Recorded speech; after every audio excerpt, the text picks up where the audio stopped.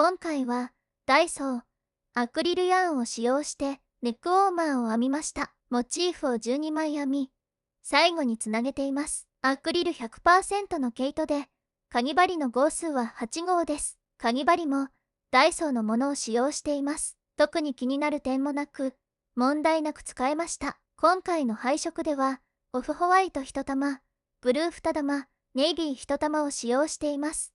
それでは、編んでいきましょう。指に糸を2回巻きつけ、輪にします。鎖編みを1目編み、糸を固定します。鎖編みを3目編みます。これは長編みと同じ長さです。鎖編みを1目編みます。長編み1目、鎖編み1目を11回繰り返し、編んでいきます。長編み分が12本になります。1段目の最後は、最初の鎖編み3目の3目目に引き抜きます。2段目で色を変える場合は、鎖編み3目目に引き抜く際、新しい糸で引き抜きます。そうすることで、色の境目がきれいに見えます。糸端を本線の糸の上に置くと、糸端が外れにくいです。左隣の鎖編みの側に引き抜き編みをします。側とは空間のことで、ここでは空間に針を入れ、鎖編み全体を包み込むようにして引き抜き編みをします。鎖編み3目で立ち上がり、同じ場所、側に長編みを編みます。同じ場所に編み入れることでメスを増やしています。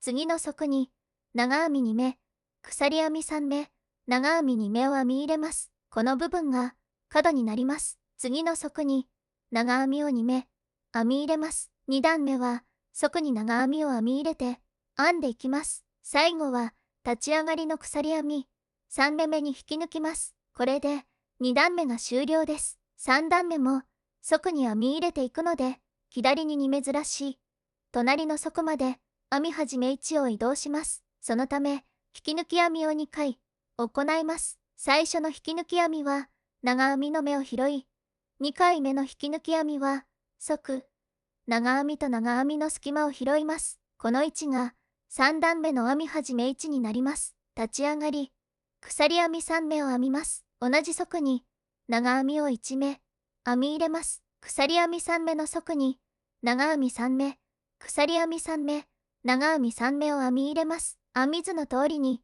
側に長編みを編み入れながら一周し、最後は立ち上がりの鎖編み3目目に引き抜きます。これで3段目が終了です。